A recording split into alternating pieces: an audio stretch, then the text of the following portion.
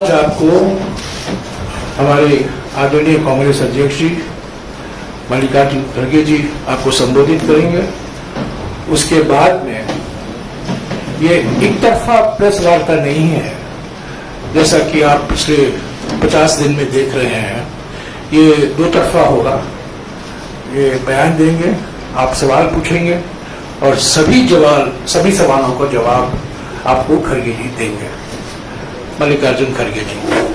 बच्चे तो आप भी दे दो।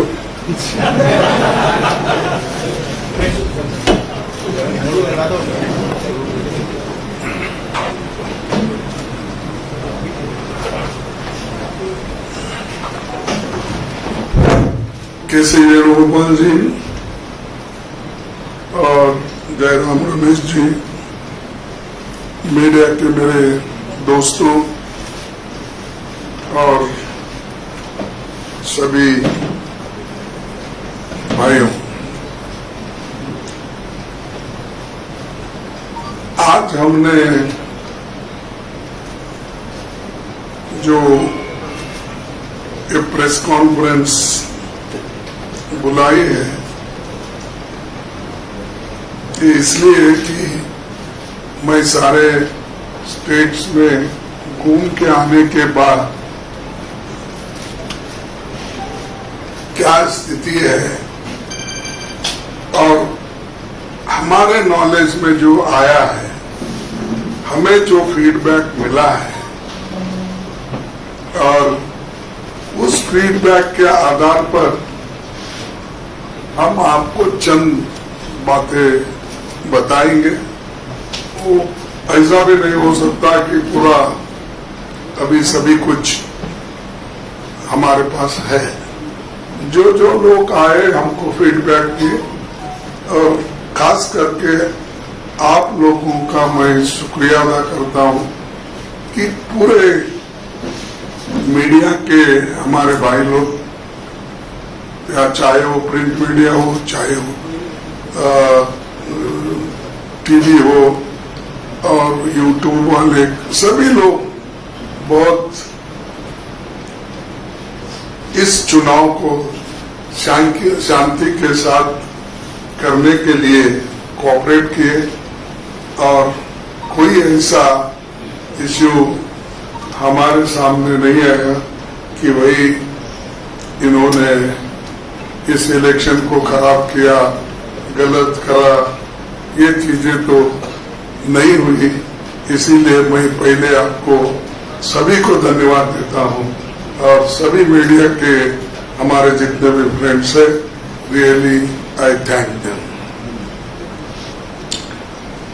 ये कल प्रधानमंत्री मोदी जी ने सारी दुनिया को ये बताया कि उनको महात्मा गांधी के बारे में रिचर्ड एटनबर्ग की फिल्म देखने के बाद पता चला।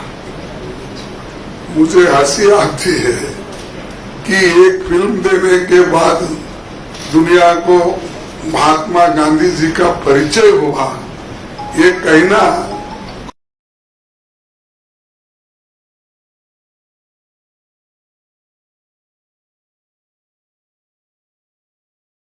कम से कम हमारे वक्त तो ये था कि नॉन डिटेल था महात्मा गांधी जी के ऊपर, और अगर पढ़ते या पढ़े होंगे मेरे को मालूम नहीं, ये ऐसी बातें नहीं बोल सकते थे।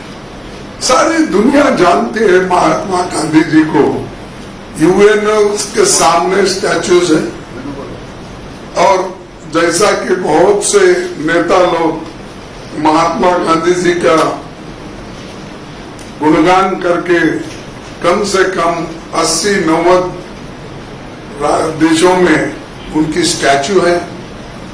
यूएन से लेकर हर जगह, हर कंट्री में जहां पर भी जद्दोजहद हो गई है, और जो अहिंसा के आधार पर जो वो लोग आजादी पाए, उन लोगों को सबको मालूम है। लेकिन किस वजह से हमारे देश के प्रधानमंत्री ये बात कही, ये मुझे बहुत आश्चर्य लग रहा है। और ऐसा ही हो सकता है जैसा महात्मा गांधी जी जो काम किए, जो कहे, उसके बारे में पता नहीं है, तो मैं समझता हूँ संविधान के बारे में भी उनको पता नहीं होगा। नहीं तो ऐसा बातें बोलते नहीं थे। और आज दुनिया में महात्मा गांधी जी का जो नाम लिया जाता है वो इस देश के आजादी दिलाने में और इस देश को बनाने में, और गरीबों की वो बात करते थे, अहिंसा की, विकास की, और यहाँ तक कि उन्होंने अपने आजादी के बाद आप कैसे देश को देखना चाहते हैं तब पूछा, तो उन्होंने कहा कि मैं ऐसा देखना चाहता हूँ जो भी गरीब है, जिसके आंखों से पानी निकलती है, वो उसके आंसू पूंछने का काम जरूर होना, और हर एक को पेट भर के खाना मिलना, कपड़ा मिलना, मकान रहना, ये उनका एक स्वराज की कल्पना थी। और स्वराज के लिए वो लड़े लाए, इसीलिए हम उनको नमन करते हैं। और जो लोग मोदी जी या और कोई भी बीजेपी में है, उनको अगर ये वो इग्नोरेंट है, तो मैं यही करूंगा कि कम से कम अब तो वो जरा फुर्सत मिलती है 4 तारीख के बाद, जून 4 तारीख के बाद, जब फुर्सत मिले तो उनकी ऑटोबायोग्राफी और उसके बाद ट्रुथ क्या है अपना, हाँ, एक्सपेरिमेंट ऑन ट्रुथ, तो विथ ट्रुथ, सो ये जो नॉन डिटेल्स थे हमको पहले, तो कम से कम वो पढ़ने के ठीक ठाक से गांधीयन हो जाए, ये हमारी अपेक्षा है। सिर्फ विवेकानंद के इस पे जाके बैठने से या समंदर में डुबकी मारने से या गंगा में डुबकी मारने से ये ज्ञान नहीं आता, इसको पढ़ना भी पड़ता है, सोचना भी पड़ता है। इसीलिए मैं आपके सामने उनके बड़े जो विचार रखे उन्होंने देश के सामने, ये बताना चाहता हूँ।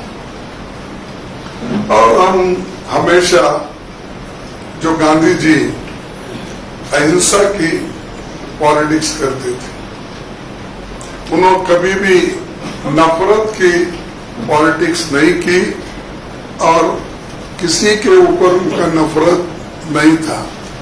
तो आज का जो हमारे मोदी जी का जो कोशिश है, वो सब नफरत से भरा हुआ है, और बगैर कोई भी बात करने दो, वो उसमें थोड़ा सा तो नफरत रहता ही है। तो हम एक सर्वोदय, सबकी भलाई हो, इस पे हम ध्यान देते हैं। और साथियों, आज शाम चुनाव प्रचार खत्म हो जाएगा 6 o'clock। 18वीं लोकसभा के लिए हो रहा ये चुनाव लंबे समय तक याद रह जाएगा। इसलिए याद रह जाएगा, इस चुनाव में देश का हर एक नागरिक जाति, धर्म, पंथ, क्षेत्र, लिंग, भाषा को भूलकर लोकतंत्र और संविधान बचाने के लिए एक साथ आया है। प्रधानमंत्री और भाजपा के प्रमुख नेताओं ने लोगों को धार्मिक और विभाजनकारी मुद्दों को ऊपर गुमराह करने के अनगिनत प्रयास किए। इसके बावजूद लोगों ने डायवर्शन, ये लोग डाइवर्ट जो करना चाहते थे वो उसके बजाय मुद्दों को चुना और हमने मुद्दों के ऊपर वोट मांगा। और आज मैं देखता हूं, कल भी मैं उड़ीसा में था, वो भी उड़ीसा में थे, बालेश्वर और भद्रक और एक जगह है जो भद्रक क्या कुछ है ना, तो वहां पर भी मेरा भी भाषण था, फिर बालेश्वर में था, उनका भी बालेश्वर में था। तो यहाँ भद्रक में तो नहीं आए, वो उधर से उधर उड़ान उनकी हो गई। मेरे को 1 घंटा परेशानी उठानी पड़ी, क्योंकि जब तक वो नहीं उड़ते मैं नहीं उड़ सकता। तो फिर भी वहां हम बैठे रहे कार में, फिर उसके बाद में उन्होंने जाने के बाद हमको पास मिला तो हम निकल गए। तो कांग्रेस पार्टी हमेशा जो सोचती है जनता के समस्या को लेके सोचती है और करती भी है काम, और हम करके भी दिखाया। आपको मालूम है, जब सोनिया गांधी जी चेयरपर्सन थे और मनमोहन सिंह जी जब हमारे प्राइम मिनिस्टर थे, बहुत सी गरीबों के लिए हमने स्कीम लाए। उन स्कीम को भी हमने अमल में लाया और अनुष्ठान में लाकर लोगों को उसका फायदा भी दिया। और मोदी जी सब कहते हैं, लेकिन महंगाई, बेरोजगारी, किसानों की बदहाली, आर्थिक असमानता, संवैधानिक संस्थाओं का दुरुपयोग जैसे मुद्दे को जनता के बीच लेकर गई, और यही मुद्दे समस्त विपक्ष के मुद्दे बने और जनता ने हमें इन पर खुलकर समर्थन दिया। मैं इस मौके पर सभी नागरिकों को, इंडिया गठबंधन के सभी कार्यकर्ताओं को और कांग्रेस के अपने सभी साथियों को बधाई देता हूं, जो निडर होकर अपने इलाकों में सत्ता बल और धनबल के खिलाफ लोकतंत्र के लिए वो खड़े हुए और संविधान की रक्षा के लिए वो खड़े हो गए। इसके विपरीत अगर सत्ताधारी दल भाजपा का कैंपेन देखेंगे और प्रधानमंत्री जी की बात करेंगे, तो उन्होंने पिछले 15 दिन में 15 दिन के भाषण अगर आप उठा के देखेंगे, तो मैं 15 दिन के अंदर ही वो मेरे को कितने गालियां दिए, मेरी पार्टी को, दूसरों को कितना बोले, अपने लिए क्या बोले, मैं थोड़ा आपको सैंपल बताता हूं। 15 दिन के भाषण में 232 बार कांग्रेस का नाम लिया, 758 बार मोदी शब्द का प्रयोग किया गया।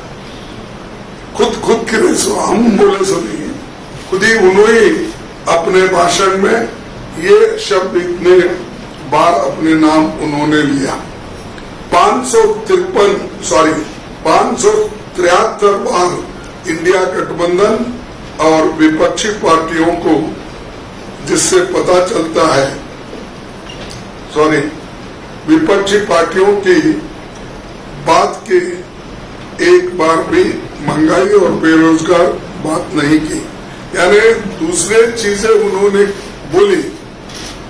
मोदी का नाम हुआ, हमारा हुआ, गठबंधन का हुआ, लेकिन बेरोजगारी के बारे में एक शब्द भी अपने भाषण में उन्होंने नहीं बोला। तो ये दर्शाता है कि मुद्दों को उन्होंने अलग कर दिया, सिर्फ अपना नाम लेना, प्रचार करना, ये काम उन्होंने करते रहे। उसके बाद में ये कांग्रेस पार्टी की सबसे बड़ी चुनौती थी, चुनाव के ठीक पहले हमारे पार्टी के खाते बंद कर दिए और जो हमने पैसा डोनेशन के रूप में हमको जो मिला था और हमारे रिटर्न में फाइल करने में जो थोड़ा सा लेट हुआ, तो उन्होंने कम से कम 135 करोड़ रुपए हम पे सीधा उन्होंने केस किया और उसके अलावा हमारे जो अकाउंट भी उन्होंने बंद कर दिया ताकि हम इलेक्शन में उसका इस्तेमाल नहीं करेंगे। यही हमारे साथ में दूसरे पार्टियों के साथ भी उन्होंने ऐसा ही किया। ऐसा किसी सत्ताधारी दल और सरकार ने इस देश में विपक्षी दलों के साथ कभी नहीं किया था। इसके पहले भी संसद के विंटर और बजट सेशन में सरकार का यही रवैया देखने को मिला। संसद में विपक्ष को नहीं बोलने देना, विपक्षी सांसदों को निलंबित करना, बिना बहस के बिल पास करना, ये अध्याय पिछले सरकार की कारनामों के रूप में काले अक्षरों में ये लिखा जाएगा। और ये जो काम उन्होंने किया, सबका मुंह बंद करने का, डिस्कशन खत्म करने का, और जो हमारे बिजनेस एडवाइजरी कमेटी के जो भी सलाह होते उसको भी उन्होंने नकारा। तो ऐसा करके पूरा उन्होंने डेमोक्रेटिक प्रोसेस को खत्म कर दिया। सरकार के इन्हीं रवैये ने हमारे शक की पुष्टि कर दी कि ये सरकार तानाशाही की तरफ बढ़ रही है और इसका पहला निशाना होगा संविधान। जब हम लोगों के बीच गए तो लोगों ने हमारी बात पर मोहर लगाया और हमें बताया कि वो भी यही सोचते हैं, अगर इस सरकार को एक मौका फिर मिला और मिला तो वो लोकतंत्र का अंत होगा। प्रधानमंत्री और सत्ताधारी दल के लोग बेतुकी बयान भी करते हैं। हम सभी ने देखा कि प्रधानमंत्री जिनसे खुद आदर्श व्यवहार की अपेक्षा होती है, उन्होंने कैसी भाषा और कैसे कैसे शब्दों का प्रयोग किया। कांग्रेस पार्टी के मैनिफेस्टो को धर्म विशेष से छोड़कर न सिर्फ आदर्श आचार संहिता का उल्लंघन किया, बल्कि प्रधानमंत्री के पद की गरिमा को भी नीचा दिखाया। तो ये जो उनका रवैया है और केंद्रीय चुनाव आयोग की जिम्मेदारी भी ये है, आदर्श आचार संहिता को एनफोर्स करना। और 16 मार्च 2024 को चुनाव की घोषणा करते हुए कहा था, there shall be no appeal to caste or communal feelings for securing votes. प्रधानमंत्री जी ने 421 बार मंदिर, मस्जिद, मुस्लिम और बाकी धर्मों की बात की, समाज को बांटने की बात की। 224 बार उन्होंने मुस्लिम, पाकिस्तान, माइनॉरिटी, इस तरह के शब्दों का भी इस्तेमाल किया। मैंने कहा प्रधानमंत्री खुद 421 बार इस मंदिर और मस्जिद के बारे में किया। 224 बार उन्होंने मुस्लिम, पाकिस्तान, माइनॉरिटी की बात की। लेकिन सीसी इसको जो उन्होंने पहले कहा था, there shall be no appeal to caste or communal feelings of securing votes बोले थे। अब इनके आंकड़े मैं दे रहा हूँ इसीलिए कि कम से कम लोगों को मालूम होने दो कि किस तरीके से ये चल रहा है। और केंद्रीय चुनाव आयोग के जिम्मेदार इसके लिए वो भी जिम्मेवारी है और आचरण का निष्पक्ष आकलन प्रत्येक भारतीय की अंतरात्मा या आने वाला समय ही कर पाएगा। आखिरी में जो सबसे महत्वपूर्ण बात कहना ये जरूरी है कि एक बार बाबा साहब अम्बेडकर अपने संविधान सभा के आखिरी स्पीच का अंश मैं पढ़ता हूं जो उन्होंने कहा था, भक्ति religion may be a road to the salvation of the soul. Bhakti in religion may be a road to the salvation of the soul. But bhakti in politics, bhakti or hero worship in a sure road to degradation and eventual dictatorship. ये बात constituent assembly के speech में, आखिरी speech में ये बाबा साहब अम्बेडकर ने दोहराया था। और ये भक्ति और हीरो वर्शिप जो चल रही है इसमें तो आखिरी ये सभी लोग मिलके डिक्टेटरशिप इस देश में लाना चाहते हैं। और प्रधानमंत्री जी द्वारा खुद को अब भगवान का अवतार भी मान रहे हैं, बताने का प्रयास उनके लोगों ने कर रहे हैं। मैं किसी का नाम नहीं लेना चाहता हूं, सब लोग उनके प्रेसिडेंट से लेकर उनके कैंडिडेट्स और सभी ने उनको एक भगवान का स्वरूप दे रहे हैं और इसीलिए वो खुद को भी भगवान समझ रहे हैं। तो ये जो चीजें हैं और आप देखे हैं, सुने हैं या आप सब जानते हैं, फिर भी हम आपको इसलिए बता रहे हैं कि कम से कम देश के सभी जनता को ये मालूम होने दो कि आज के प्रधानमंत्री किस ढंग से वो अपनी बात रख रहे हैं जनता के सामने और कैसा अंधभक्ति, अंधश्रद्धा को बढ़ावा दे रहे हैं। हमें विश्वास है कि 4 जून 2024 को इस देश में जनता एक नई वैकल्पिक सरकार का जनादेश देगी। हमें विश्वास है कि 4 जून 2024 को इस देश में जनता एक नई वैकल्पिक सरकार का जनादेश देगी। इसीलिए 2 बार पढ़ा,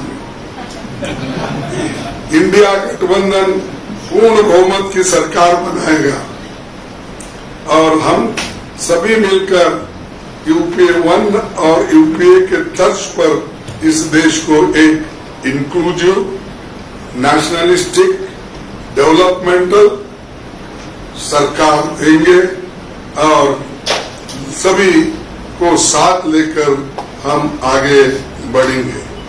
बस इतना कहते हुए मैं शांति के साथ आप सुनने से आप सबको धन्यवाद देता हूँ। शुक्रिया खड़गे जी। आपके सवाल के पहले मैं हमारे आदरणीय अध्यक्ष जी से गुजारिश करूंगा कि उन्होंने बार बार अपने वक्तव्य में संविधान का जिक्र किया है। हमारे नेता राहुल गांधी जी भी अपने सभी सार्वजनिक सभाओं में इस संविधान का जिक्र करते हैं और इस संविधान को भी दिखाते हैं। मैं मल्लिकार्जुन खड़गे जी से और वेणुगोपाल जी से गुजारिश करूंगा कि वही किताब, वही पवित्र किताब जिसको सुरक्षित रखने के लिए हमने अपने चुनाव प्रचार किया है उसको दिखाएं। ये तो देखे है ना, बहुत बार देखे हैं, लेकिन अमल में लाना हमारा काम है। अमल में वो नहीं ला रहे,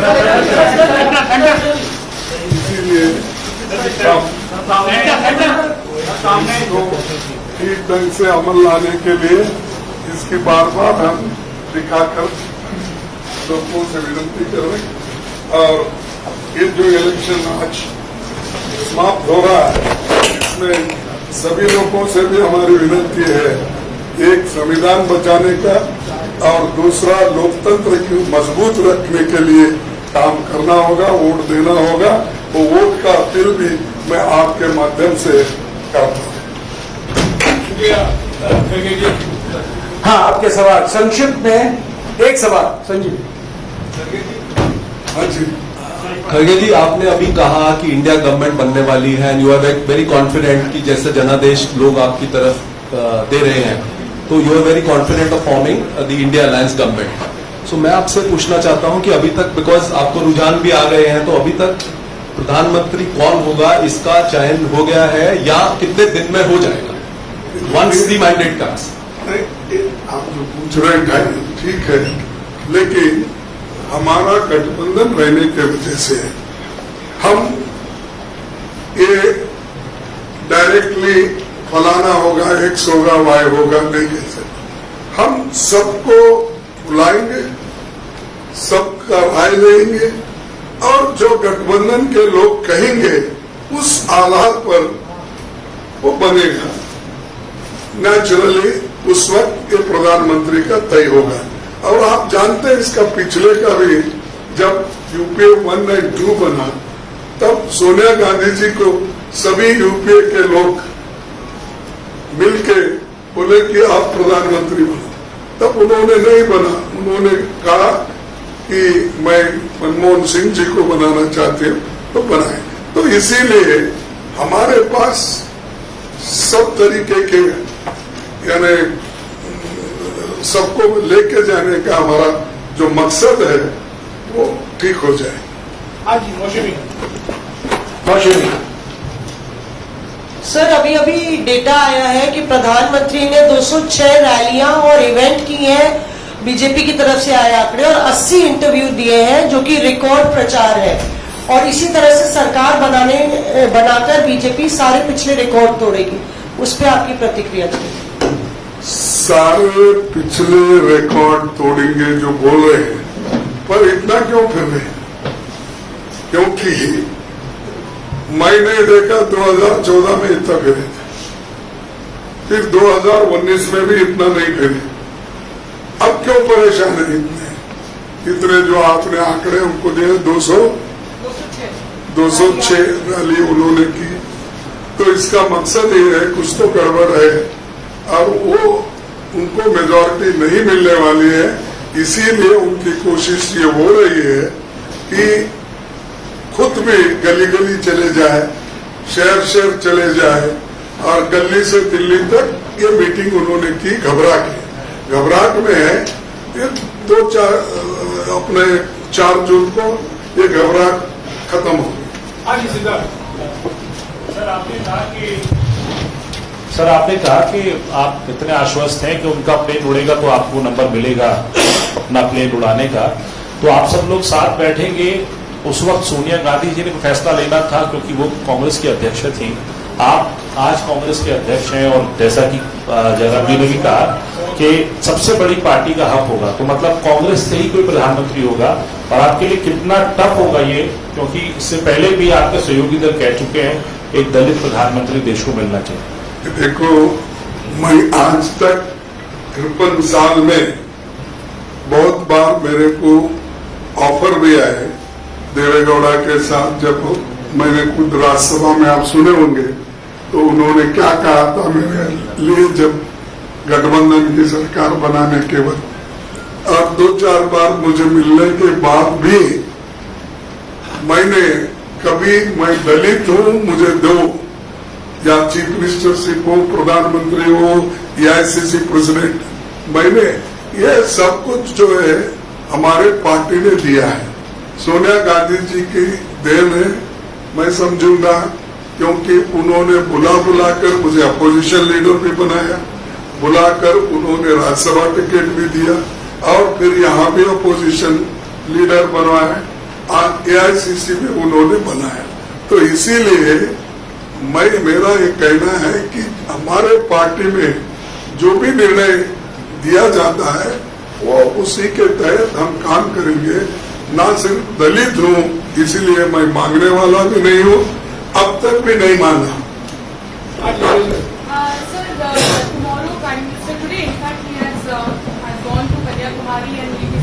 Meditation there. You have also, Congress Party has approached the Election Commission also. How do you, what is going to be, because there has been no response from Election Commission, Do you think this is clear violation of MCC and there should be some action that should be taken by Election Commission at this point? No, that already these people have represented. He will answer for this.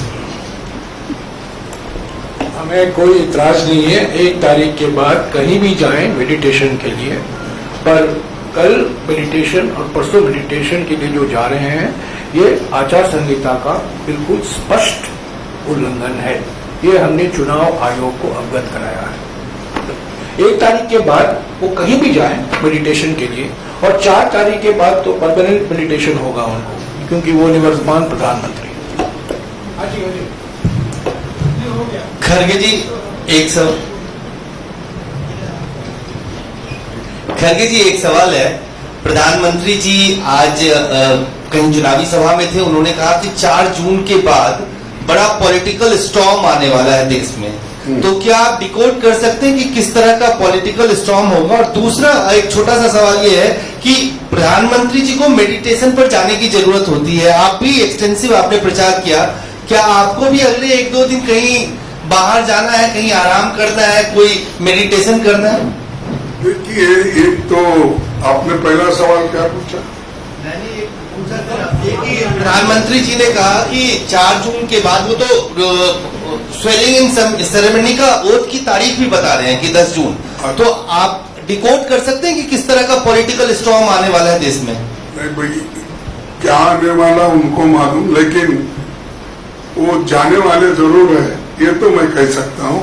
वही उनको डर होगा, यही भूकंप आने वाला है बोले तो उनके लिए आने वाला है, हमारे लिए नहीं है। हम गठबंधन की सरकार बनाएंगे और 4 जून को हम लोग उनको सत्ता से हटाएंगे।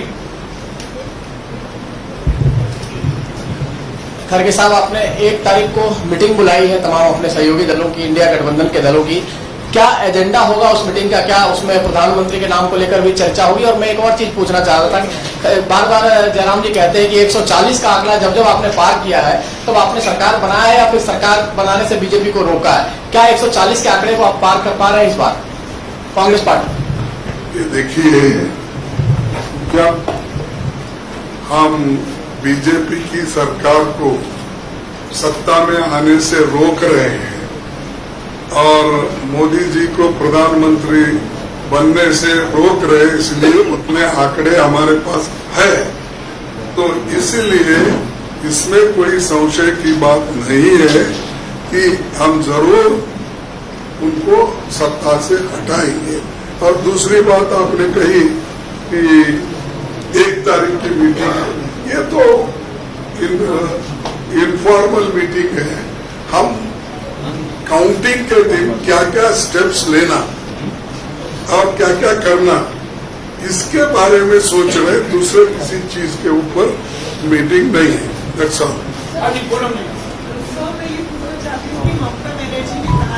वो 1 तारीख की मीटिंग से दूर रहेंगी, इस पर क्या स्टैंड होगा? देखिए, हमने बोला ना, ये तो इनफॉर्मल मीटिंग है, इसमें हम सिर्फ काउंटिंग के दिन कैसी हमारी तैयारी होना चाहिए और कैसे हमारे लोग अलर्ट रहना चाहिए, ईवीएम के बारे में हो या काउंटिंग के जो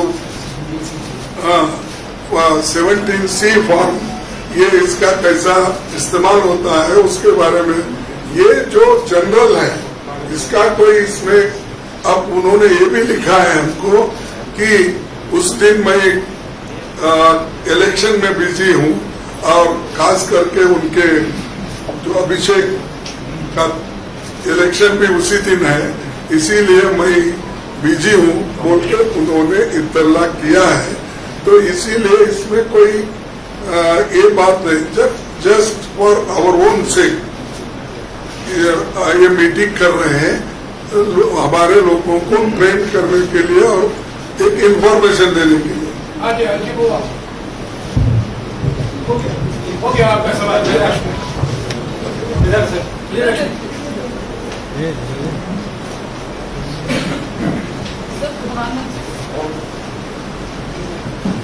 सर, प्रधानमंत्री ने आज अपनी रैली में कहा कि अगले 125 दिनों का खाका उन्होंने तैयार कर लिया है जब सरकार बनेगी तीसरी बार, और उसमें 25 दिन जो है वो युवाओं पर केंद्रित होंगे, किस तरह की स्कीम्स होंगी, किस तबके के लिए क्या करना है, ये तय कर लिया है।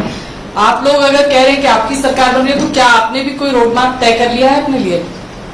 देखो, उन्होंने क्या करते हैं हम उधर देखते नहीं, हम क्या करने वाले हैं वो पूरा हमने बता दिया। हमारा गारंटी कार्ड आपके सामने है और काम हम शुरू करेंगे।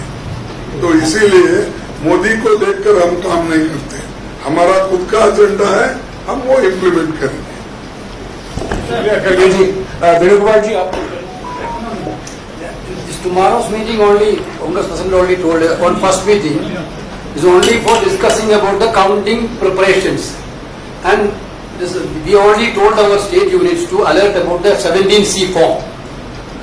We have to have a review on that day about the 17C form collections and the counting day preparation. Nothing else is going to discuss. That's an informal meeting. We informed major political party leaders all. This is most of them are coming. Rightly, Congress President told about the inconvenience Mamdaji put forward. That's it. This is on first. Thank you.